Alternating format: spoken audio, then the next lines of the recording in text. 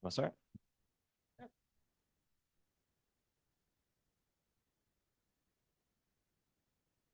Oh, we're able to hide them. Yeah, there we go. All right. Thanks, everyone. Appreciate it. Really excited to be here. My name is Corey McCantam. I am one of the enterprise reps at Delinea. I've been working with Delinea for almost 6 years now, primarily covering the Carolinas. I'm based here in Charlotte, North Carolina. Based in Charlotte, North Carolina, so a few hours away. We also have James Malfitano. James. Don't need to talk to the microphone. I grew up in the Northeast. I got a loud booming voice and stuff, so don't need the microphone. I am the channel account manager at Delinea. I oversee this particular territory. And again, we're very grateful for you having us here today. Awesome. All right. So I want to start with talking about privileged access management. Now, I want to take a step back on this because I like to relate this to the everyday consumer. So when you think about us as consumers and all of the passwords we have around our favorite accounts, right? Banking, lending, should I say our Netflix account, right? How do we manage all of those passwords, right? Right. So there's a couple examples. Sorry, the screen's kind of slow here. There's a couple examples on how you can do this. So first off, there's the manual way. That would be spreadsheets, sticky notes. Is anybody actually doing that today? All right, all right, all right. I love it. I love it. I love it. So password managers. Password managers is the way to go, KeyPass, Keeper, stuff like that. So yeah, thinking about that from the consumer. Now think about that to a business, but not a business's personal accounts, a business's mission critical systems, applications, infrastructure to run their business. Now, how are they protecting those types of assets? That's really where privileged access management comes into play. So next slide. Again, this is kind of slow here, but the basic foundational approach of privileged access management is really all about protecting those mission critical assets, right? So at the heart of a solution, of a privileged access management solution, is the vaulting capability. So you want to protect those types of accounts in a centralized vault. In addition to that, people are going to want to have access to that. So you want to make sure to have auditing, reporting capabilities so you can meet security posture and, of course, maybe meet compliance. In addition to that, to safe bet some of the additional security areas there, you want to make sure to apply automatic password rotation, maybe every 30, 60, 90 days so that you're keeping up your security posture. So that's kind of like a phase one approach. Now, in a phase two approach, you go from just a standardized vault to discovering maybe accounts that are unknown or maybe haven't had a password change for some time, right? That really really staples your further investment in a solution like this. And then the third step is what you may hear just-in-time access. That's a really popular term in the industry today. And really, that's all about looking at certain privileged accounts that maybe require a high level of access. So maybe applications that are driving revenue for your organization. So companies usually like to wrap an approval process around access to those types of accounts. So say like I'm a user, I want to access one account. Someone needs to grant me that access. I check in, I do my job, I check out. That password automatically rotates to give you that extra layer of security. So that's a really fundamental staple of privileged access management today. And then the last step is around controlling sessions. So could be as easy as recording sessions for people that are actually accessing privileged accounts. So you can literally record sessions all the way down to the keystroke lock. Again, furthering your protection there and really solidifying some justice. The last thing I'd mention are the machine learning capabilities. Since we're talking about AI every day, how are we applying that as a security practice? So when you look at that, organizations really start to identify abnormalities within their privileged behavior. So identifying maybe bad threat actors or identifying people that shouldn't have certain access. So that kind of level is really setting the stage and just the fundamental baselines of privileged access management. All right. So, we get asked all the time as an organization, what are some benefits of privileged access management? Can anyone guess, kind of just going a brief intro. I'm not sure people's knowledge around privilege access management. Could anybody give me a guess on maybe some benefits around a solution like this? Boom. Exactly. I love it.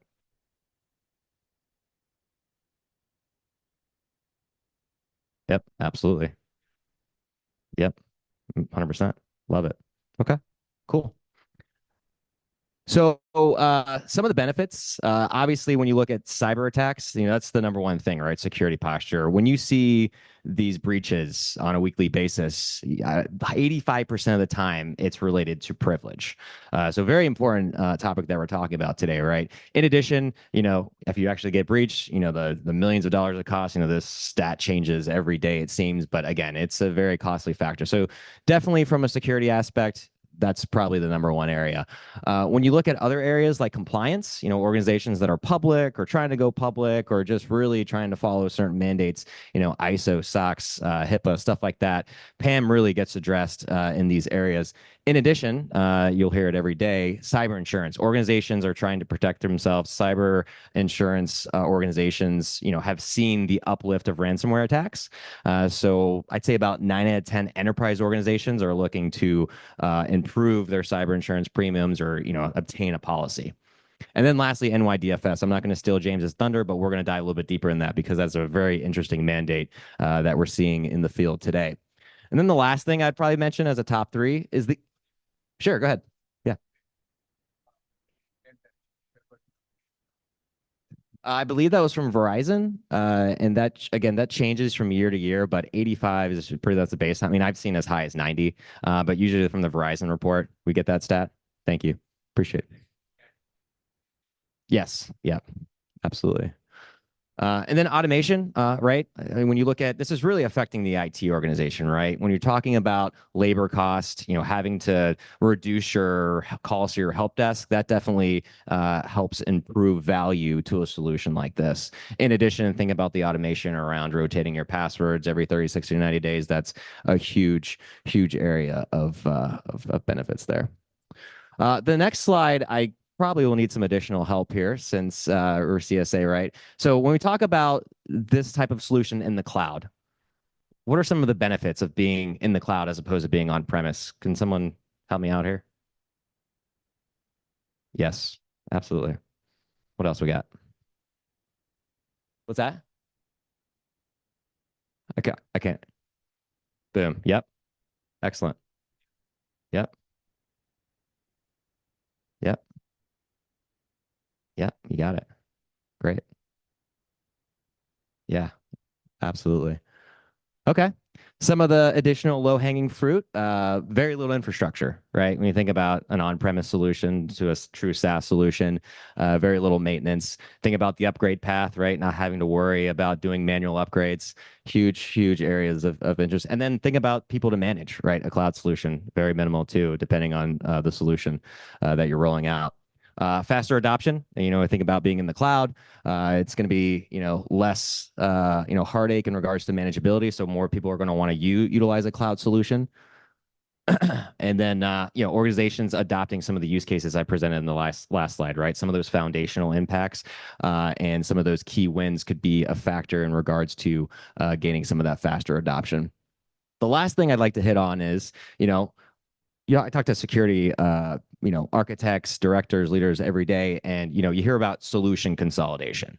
It's really important, right? Vendor consolidation. Can your solution play well in our environment? Can we integrate with applications? I think someone said that. In addition, can we utilize your solution, to do more, right? When you think about a single pane of glass, so to speak, right? So these cloud platforms are now having the ability to do a lot of what we're talking about here, right? All right. So the last thing I wanted to hit on before talking about the NYDFS mandate is the privileged access management maturity model. So this is really a good guide for organizations that are taking this investment and really just going to the next level. So there are four pillars of the PAM maturity model.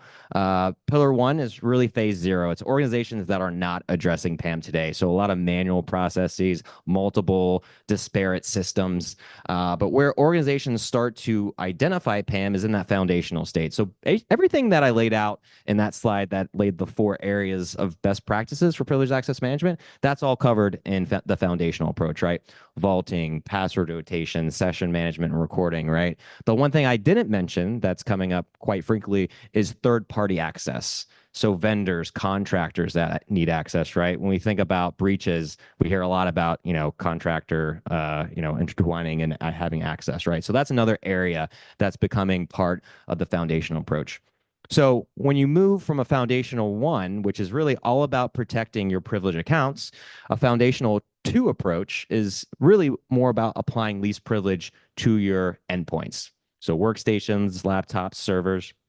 Basically, what this means is organizations are moving to a least privilege or zero trust state on these endpoints by removing things like local admin rights altogether. So again, preventing people to do lateral movement, right, may do harm to other systems. So again, organizations are moving to a more least privilege strategy.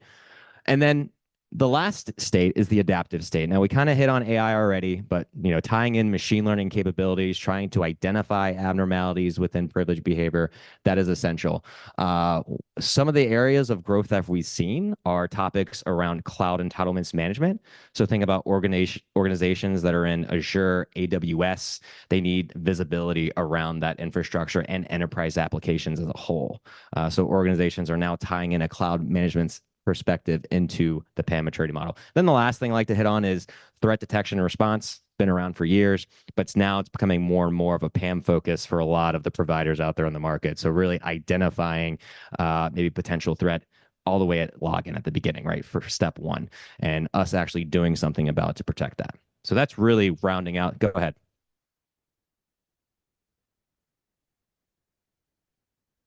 EUB, that is around user behavior analytics. So kind of like the machine learning stuff that I was just talking about. But yeah, I mean, there's numerous acronyms. Thank you for pointing that out. But user behavior analytics, great question. All right. Well, any questions on that before moving forward? Yeah, all right, great.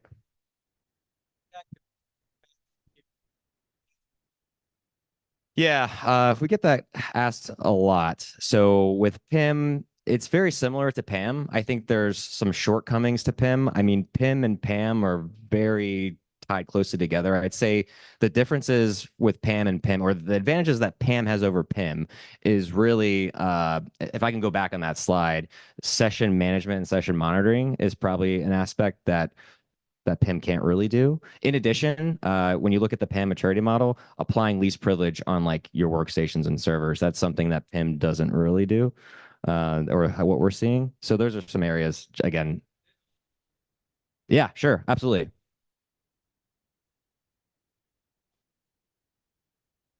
Like service accounts.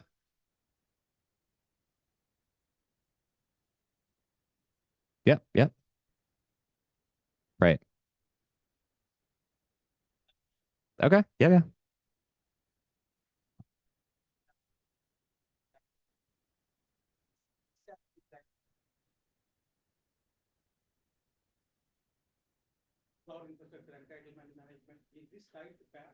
Yeah, yeah, absolutely. We, as our organization, if I'm speaking from our organization, like cloud entitlements really wasn't a thing probably until last year for PAM. We made some acquisitions where we built that capability into our platform, and now we're trying to kind of going the single pane of glass, so to speak, where you can do multiple things with cloud entitlements and also doing PAM at the same time on the same platform. We do, yeah, correct. No, we do have integration points. We don't have like our own sim, but yeah, we integrate with all the heavy players in that space, like a Splunk. Yeah, yep, yep, exactly. Great questions. Yes, we are direct competitors.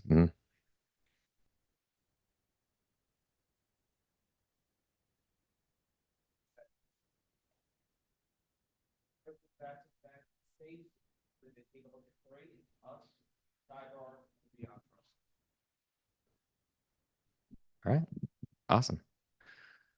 I think that's it. Sorry for that. Okay, cool. James, NYDFS. Sir, thank you. No. All right. First and foremost, oh, yeah, for the folk. Okay, gotcha. Gotcha. All right. Sorry about that, guys. All right, so we're going to talk a little bit about the NYDFS mandate, and I've probably done about, I'd say about 100 presentations like this over the balance of the year so far, and so in the first 9 months. And it's interesting because when this comes up, 90% of the time, folks will, when I ask them, have you ever heard about this? No hands will go up. So I guess I'll pose the same question to the room here. How many of you are familiar with the NYDFS mandate? One, two, three. We got about 50 people in here. So yeah, less than 10%. So, I mean, that's pretty much been stock, like from doing these presentations during the year. So let's talk a little bit about this. So it's August of 2024 right now, right? But to really go to this, we got to go back a little bit in time. So let's go back towards the end of 2023. So almost about a year ago. This particular date was when it was first announced that the NYDFS mandate would be coming out and there would be specific benchmarks for financial service organizations to hit. Now, you might be asking the question, well, financial services is such a broad industry. Where does that really focus in on? So if we take a look at the next slide here, and if you take a look at the bullet points, and I'll spell out a couple of them, it's really, insurance companies, banks, trusts, and foreign bank branches, mortgage banks, money transmitters, things along the like. Now, the interesting thing is that when I first started talking about this, immediately people, they see the NY in NYDFS. So they're like, all right, New York. Well, we're down here in Raleigh right now. How would that apply to me? Well, the basis is that this is for organizations that not only financial service organizations, rather, that not only do business in the state of New York, but also do business through the state of New York. So take a couple of different examples here. Looking at some of the folks that signed in today, we see MetLife, First Citizens Bank, Wells Fargo. Yes, you folks are based down here in the Raleigh area, but if you do business through New York State, the NYDFS mandate is going to roll down to you. You have to hit specific different benchmarks or run the risk of significant fines and penalties that are levied against your organization.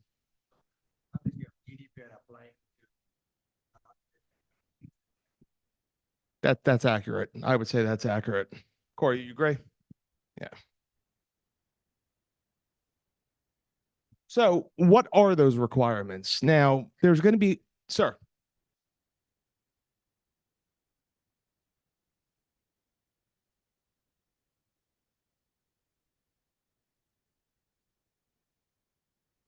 Mm-hmm.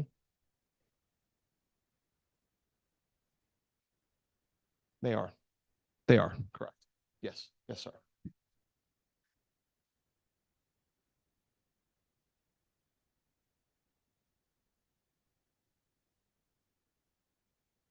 If they are doing business in some way through the state of New York, then yes, no matter what, it's going to trickle down to them.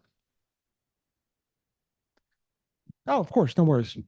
So when we take a look at the different requirements, this gives you a quick snapshot as to what some of the requirements that ultimately you need to hit are. Obviously, we have policies around cybersecurity, penetration testing, the big one that our field plays in the privileged access management piece. And a couple other different ones as well, incident response and business continuity management as well. But these are the big ones. And if there's a big takeaway, it's not just this slide, but we're going to show out a slide in just a moment that really gives an overview on the dates where organizations need to have something in place by. So, end of the year. This is when folks were first made aware of this. December 1st, 2023. This is when it went out. It's been talked about for years prior to this, but nothing officially had ever came out. December 1st was when folks were first made aware of this. And I will say, Corey and I have spoken with numerous financial service organizations over the last month. And, Corey talked about with privileged access management, the ever changing requirements in cyber insurance being a big driver. For financial service organizations, this is nipping at its heels in terms of being another main reason that folks are taking a further look at privileged access management.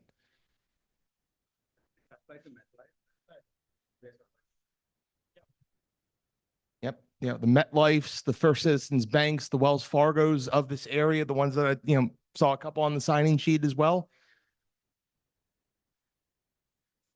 Gotcha. Well, no, I appreciate that. Appreciate that. Yes, sir. Correct. Correct. So we take a look at this, and obviously we've already had a couple that have passed us by earlier this year. So back in mid-April, submission of science certification of material compliance or acknowledgement was put in there. Then 2 weeks after that was the second benchmark that folks had to hit for the, let's see if this works. Maybe I should, oh, hold on. Oh, there we go. So basically April, 1 second here. Yeah. All right. Let's see here. I'm trying to get it. Bear with me one second, folks. You want me to play the flag, please? Oh, it's going now? All right. Yeah, there's like a wicked delay here. Sorry, that's a Boston that comes out of me. I gotta say wicked. Sorry. All right. Okay. So let me go back one more and that should be good. One more again. Yeah. Okay. All right. So we're on that one. All right. So now, okay. Obviously with the April 15th one, that still just wants to stay on the screen. Let's try to get to the next one. Come on. All right. So obviously there's been ones that have passed by. Let's skip ahead to what's coming up to the future. And this deck will be made available to folks after this presentation. But November 1st is we have different instances of encryption and incident response plans that need to be put into place. After that is the big one that's associated with Delinea. So these are the privileged access management best practices. And really, what are those best practices? To give you an example,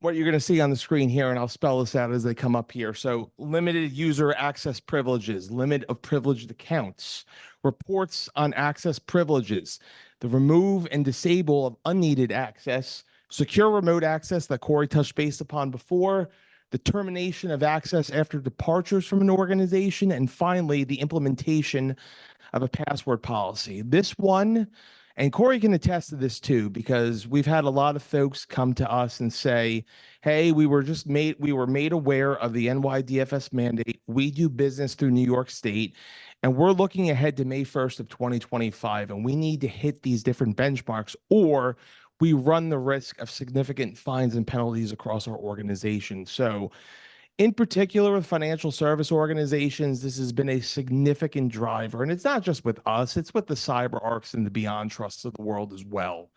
So this has been a very big thing that we've seen ultimately, really since this was announced towards the end of last year.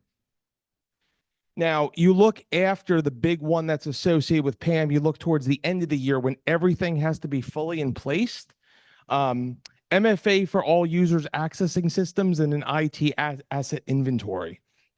Now, folks might ask, all right, well, if I don't have it in place, what might a fine look like? And I'll give you an example. So I was working with my sales engineer on the channel team, and he talked about an organization that was not in compliance for some of those areas that already had passed back in April of this year.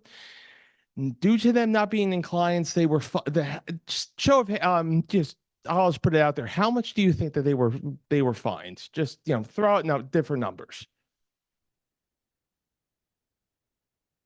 All right, I've seen 100,000, 100 million, 1 billion. We're really running the gamut in terms of numbers here. So yes. So they were fined $1.8 million as a result of not having these particular ones in place. So you think about when folks go out to make that investment in privileged access management, that could be, could be like a six-figure type of investment, and you got to really think about it. Six, yes, 1.8 million.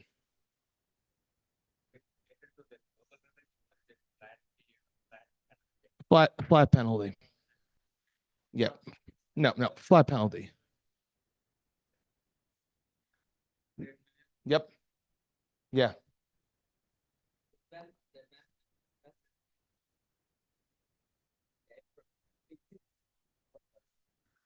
Yep. Yep. That's when everything fully has to be in place by. Yes.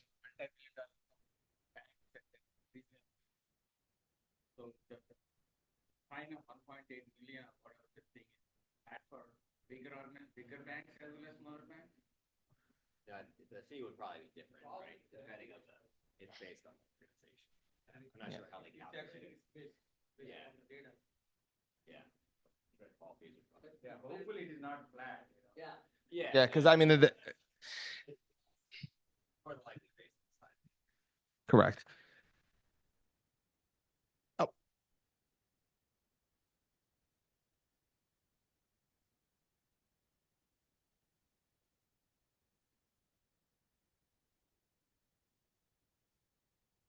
they do.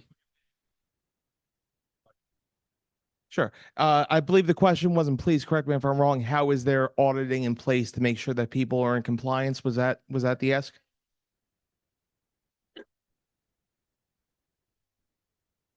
The New York Department of Financial Services is the one that does the auditing, correct?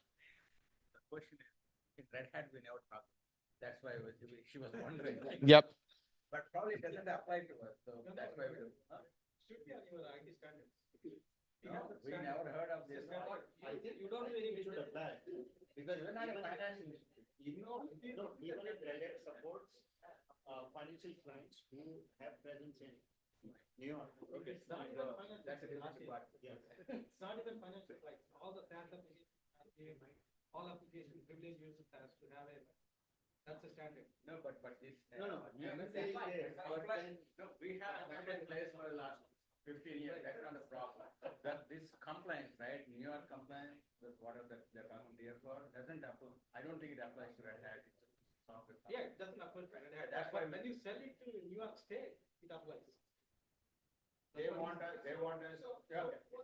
That's different. I work with GA Aerospace, right? Yeah.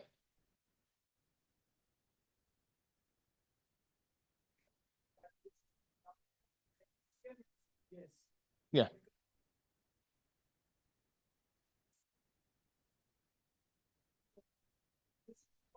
Hearing this, cyber compliance, you have big boards coming in, big auditors. Right. It's still stuff. Mm-hmm.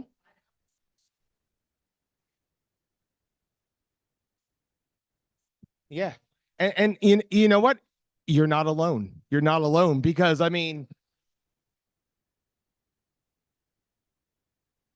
Not every New York stock exchange listed company. That's what he said. The business. When you sell the business to New York State, flop like. Because your company has an application, that's one.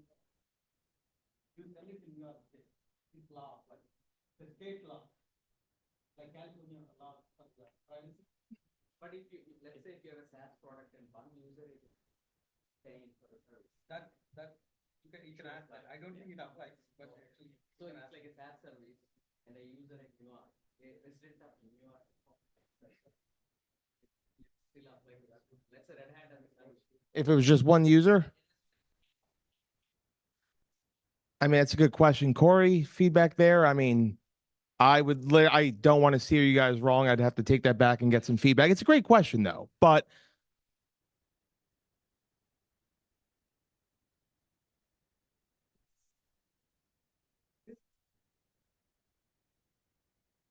I think one of the previous slides for this is applicable only to financial institutions. correct. That's correct. Yes, correct. Discussion. Most organizations within finance industry, they do have group IT governance and compliance. So it is their responsibility to build a framework and do the communication to all the IT groups. That is where the IT asset inventory comes in, where they have the list of all the IT owners, and their job is to make sure that learn all about the regulatory standards and policies. And they also are mandated to do the certifications like SEC or FINRA or any new certifications to make sure that the company and the people who work for that group are compliant. And then their responsibility is to engage all the IT stakeholders and product owners to make sure that they have the right communication. And the other second question is like you mentioned about like I'm not exactly sure, but like if I have a user in New York, does the any policy or any governance regulatory regulation applies to it or not? So if I have a user in Saudi Arabia, and if Saudi Arabia says, hey, you cannot store any individual particular information of any individual outside Saudi Arabia, that applies to the whole product, whether it's the product is built in New York or here or anywhere. So I'm not allowed to store. So I'm allowed to build the same product and store the information in Saudi. But if I have something else, like Luxembourg has different rules, or Switzerland have different rules, then I just have to comply with it. But then ultimately it ends up with applying to the whole product. Yeah. Of course. No, thank you everyone for the comments. I mean, this is exactly what Corey and I wanted to get out of this. Sir, in the back. Yep.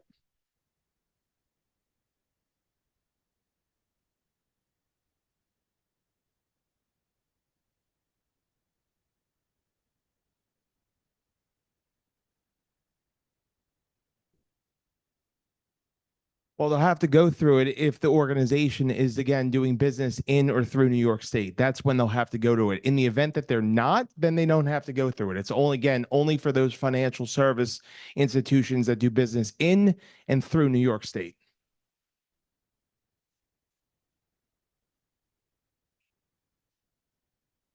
CSF? Yeah. Yeah, no, this cybersecurity framework do not specify a particular another compliance. Doesn't refer to PCI compliance, or it doesn't refer to HIPAA compliance, or it doesn't refer to privacy compliance, and hence it doesn't refer to this particular compliance that you're talking about. And it's mostly set, driven. It's complete cloud. That's so for this covers this or not, right? Or that's the responsibility of that organization or independent organizations like CSA. So CSA does that mapping with cloud control metrics and lot of standards and frameworks. Otherwise, hyperproof and both. So let's compare this compliance with PCI compliance, right? Or HIPAA compliance, right? So that an organization might be using this CSF, cybersecurity framework, but they may not be storing or processing credit card information, right? An organization may be using CSF for their security management or whatever you call it, but they may not be storing any healthcare information, right? So if you are not a financial institution, so this doesn't really apply. And then of course there are some nuances there, but that's it.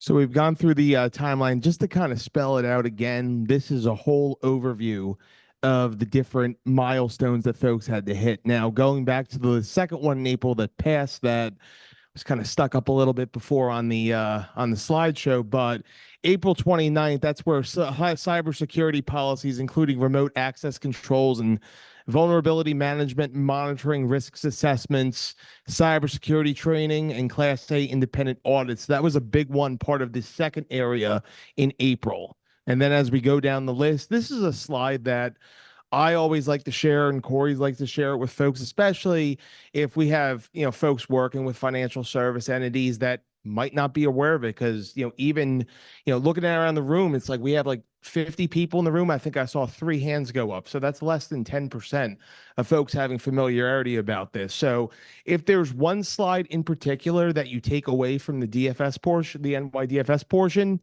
it's this one right here with the timeline to go over different things. Now, just to kind of wrap it up in closing here, it's, even if you're not a financial institution that's operating in New York State, you got to look at this as potential future regulations coming out. It's like, yes, this is for New York State, but California could do something like this, other states as well. So this is looking at like something that could be the future that other states could adopt going forward. And ultimately, at the end of the day, if you didn't have familiarity about this, which a lot of you didn't, use this as a good driver for, taking conversations back internally. That's really what Corey and I had for today. I think that this is the last slide coming up. And ultimately, we wanted to thank you guys for your partnership. And again, thank you for hosting us here. But before we conclude the presentation portion, any additional questions for myself or Corey? Sir.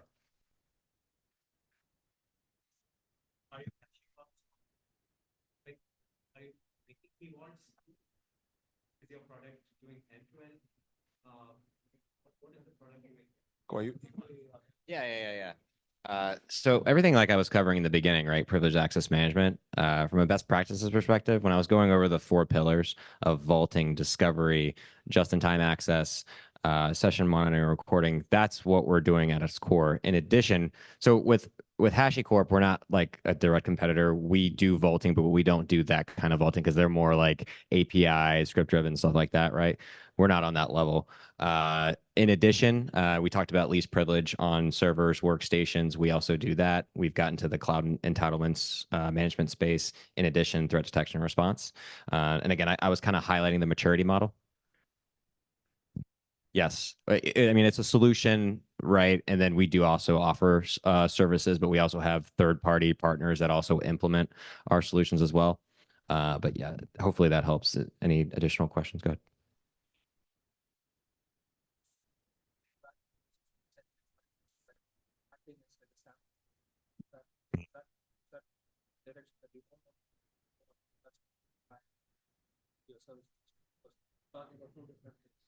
Right. Right.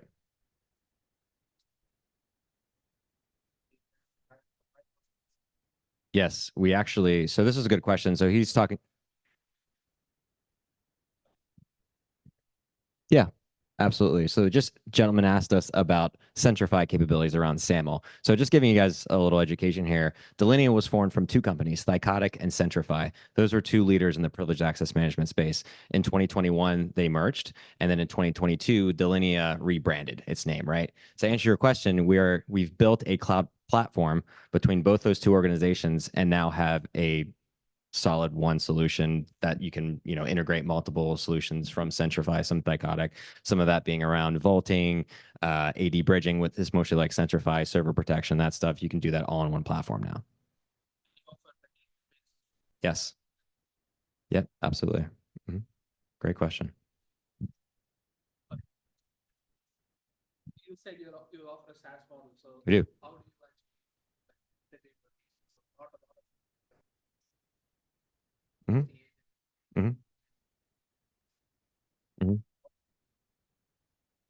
We do have a hybrid model. I'm not an engineer by any means, but like I'm happy to take that offline and talk more specifically and technically. But yeah, we do offer a hybrid model for that. There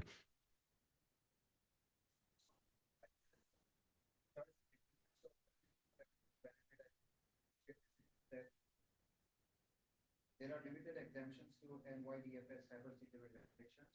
One is companies who employ fewer than 10 employees. Next one is companies that produce less than 5 million in revenue per year from operations in New York State. I should coordinate. I got you. Go ahead. Thank you. So there are limited exemptions to the NYDFS cybersecurity regulation. Exemptions include organizations that employ fewer than 10 employees, produce less than 5 million in revenue per year from operations in New York State over the last 3 years.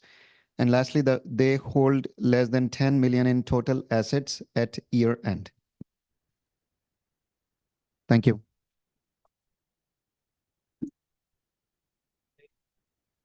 Number of days that you're not compliant, because we listed different guidelines, right? So number of days that you're not compliant, and it's at the discretion. Some are like $750 a day.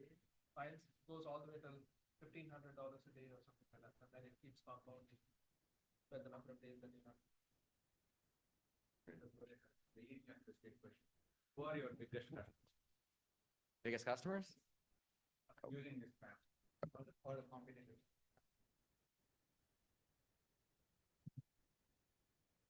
Are we allowed to say or? Uh, yeah, yeah, yeah, right. I don't know if we have.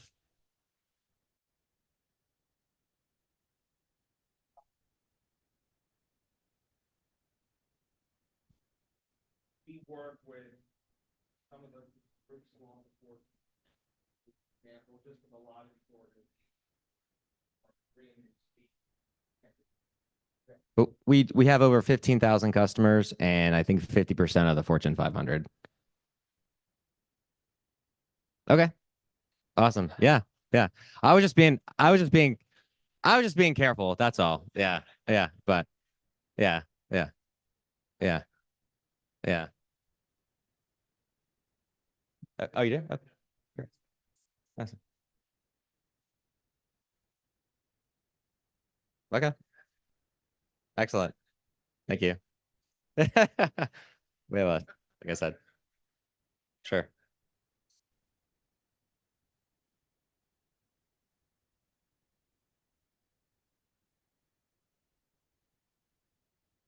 Yeah, Discovery is available for on-premise as well. Mhm.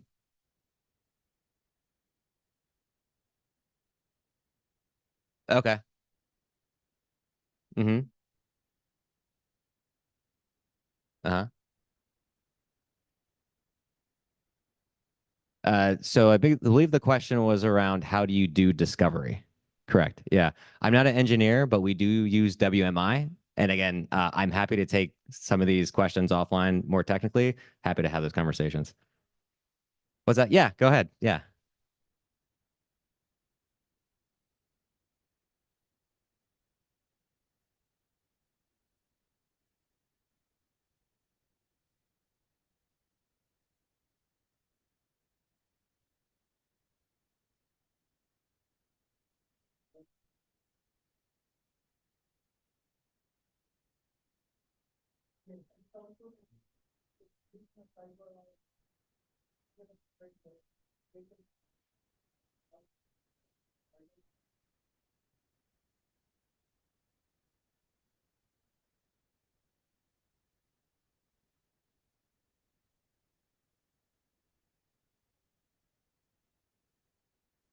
Thank you.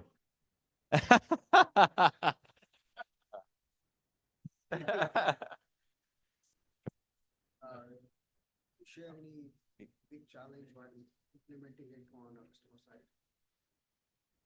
Share the challenges on implementing. Willing to share? I think the challenges that we run into privileged access management are the people that use the technology because it's seen as a big change, right?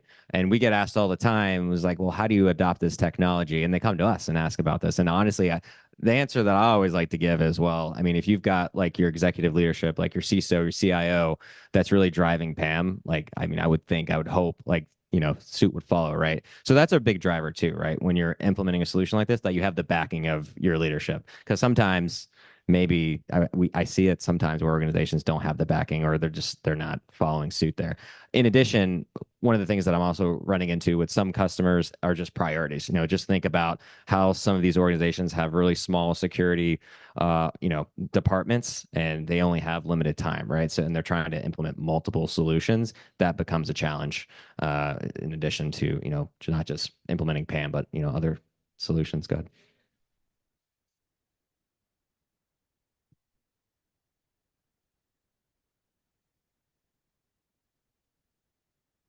Mm-hmm. No, it's a great question. So we probably have around 7 solutions in our portfolio. Like core vaulting is based by user, and if you want to do least privilege on like servers or workstations, we just license by asset, so by server or workstation. Could you come to us? Adoption. That's a huge difference. So CyberArk, again, CyberArk does a great job supporting their customers. They have an excellent product. What we do differently with CyberArk is we're known as being a more nimble organization. And let me kind of explain that. Cloud technology is obviously where it's at. Like we were the first PAM provider to invest in cloud back in 2016. CyberArk adopted that technology a little bit later. So we feel that we're more ahead of the game, have a more mature solution. We've got a mature DR, we've got stronger SLAs. So that's kind of where we come in, right? In addition, we're known as being easier to implement, adopt. Some reasons there for you. Thanks for the question. Sure.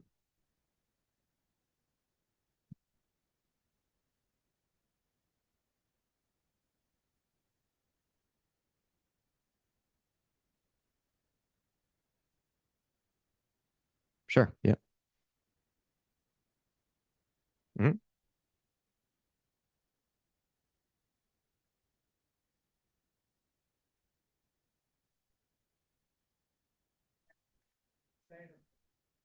What they call it, can in the cloud, the Mhm. So your question was around if you're migrating PAM in the cloud, is there a way to not disrupt the end user? The answer is yes, but it's kind of two-sided. So if they're moving off of a CyberArk and onto a Delinea, maybe they can still utilize their CyberArk solution unless they're out of contract or something like that. So we actually do have migration paths for customers moving off of platforms like that onto ours. So you can technically still maintain your on-prem solution by migrating to the cloud. Now, if you don't have access to the on-prem, that's a different story. We've had some customers that have kind of started fresh with some of their data, but I think ultimately there's still gonna have to be some kind of interaction where they have to still maintain on-prem during the cloud migration. If you were, let's say, a Delinea customer and you had on-prem and you were migrating you to the cloud, you would still have access to your on-prem. We wouldn't interrupt any of that, and we'd start migrating that data over to the cloud so that there's no, disruption there. And then when the customer is ready to shut everything off from their on-premise solution, then they can do that at their leisure. We give them that flexibility so that they have access to both. So that helps with the, you know, complications per se.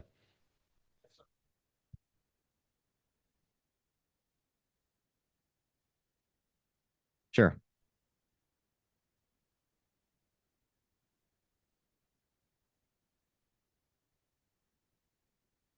Great, great question. So the question was around identity management, and this gentleman brought up identity governance solutions like Savient and SailPoint. And his question was, do you guys have integrations with those solutions? Absolutely, we do. Yeah, so we do. We have an open API with a lot of our integrations. I believe we have over 400 integrations out of the box. And Savient and SailPoint, there are some built-in integrations, and we have documentation to do that. And yeah, but we can 100% support that. Great question. Yes. Yeah. There are different areas of that capability, but yeah.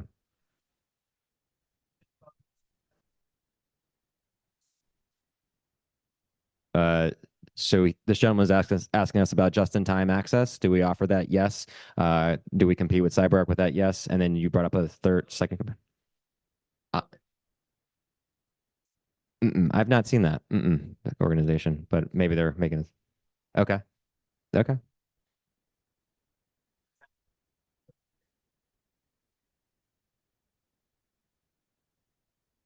Hmm.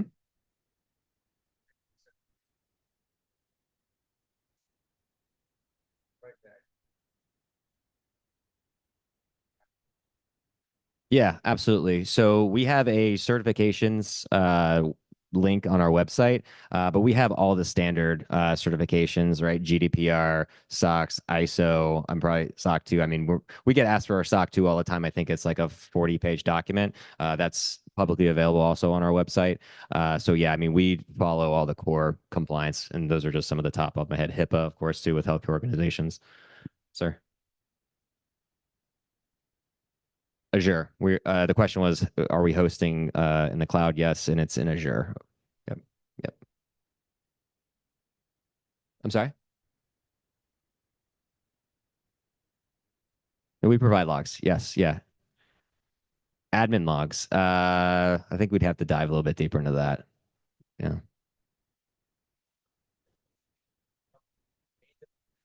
Hmm. Okay. Oh, gotcha. I mean, wouldn't you just integrate with you would just integrate with like a Splunk, right? So we do have a syslog, yeah, integration. So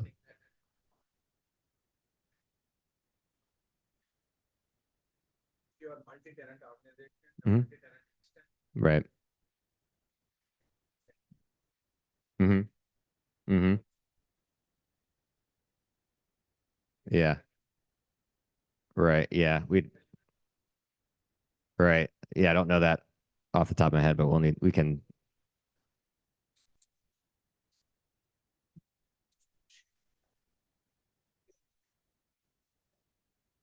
sure.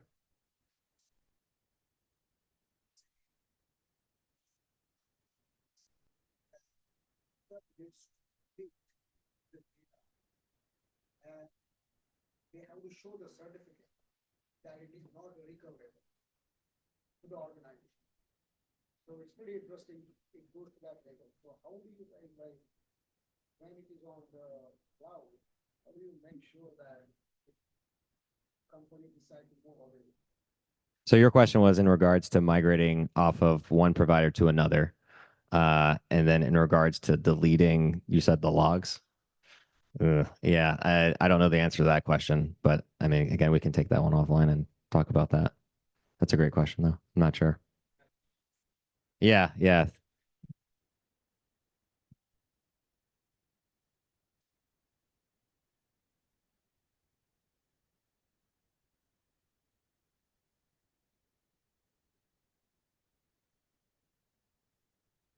Yeah, absolutely. So your question, Kyle, was in regards to MFA and integrating MFA with Delinea. Uh, is your question, can we integrate with multiple MFA providers, or was it more?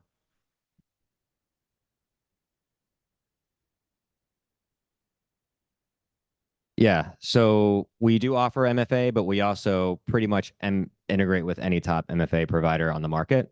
You know, Okta, Ping, Duo, what have you. We do offer some forms of MFA if you need to multi-factor into your Cloud Vault.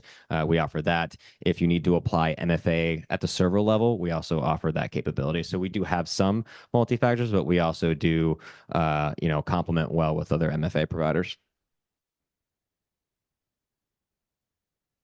I'm sorry. Can you integrate with multiple MFA at the same time? Oof. I'm not 100% sure, but I can take that one back too. Multiple MFAs with,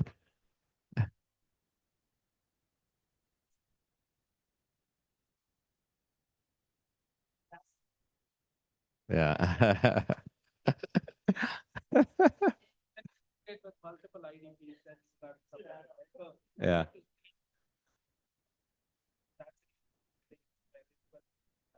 when when you're integrating with multiple IDPs, then you are inevitably supporting multiple MFA models. It may be just one for every integration. Right. Every integration is not different, right? For example, Microsoft Authenticator, you're doing Entra ID. Ping has its own way. And then for local users, you may be having like OTP or push Right. authentication. Yeah, exactly. Hmm. Right. Thanks. Hmm. Then Hmm. like what you just done, session for that particular user who are using it. Okay. Yeah, that gets Uh, can we talk after this offline? And I mean, okay. Yeah. I'd like to dive deep into that. Yeah. No. Mhm. so perhaps we Yeah. Dichotic. should have like shared IDs, even in spite of using psychotic. Yes, we do have shared IDs. For example, your CSA.org is a shared ID. Like he gives like 5 people a shared ID, and they're all correlated with each other. So if someone actually checks out, each session what exactly the exact user is doing it with the shared ID. So if someone actually checks out a password once, does it not lock it for the next user who's actually using it? Or do they check out and then share it with everyone? The privileged users actually have got some service IDs which are being shared, like for example, like email, Oh, because you can't rotate it. it's rotated. Still, there are like 10 people are using it. That's where exactly the risk comes in. Yeah. Have you talked to like anyone on our engineering or product team? Oh, okay. Okay. Well, all right. Now, oh, you really want to talk to them. Yeah, right. I understood. Okay. Okay. Thank you. Appreciate it. Thanks, Corey and James. Guys, we still have a lot of food out there. Please, go for the second round. Make sure that we don't, waste lot, any food out there. Thank you. We have time, another half an hour at least.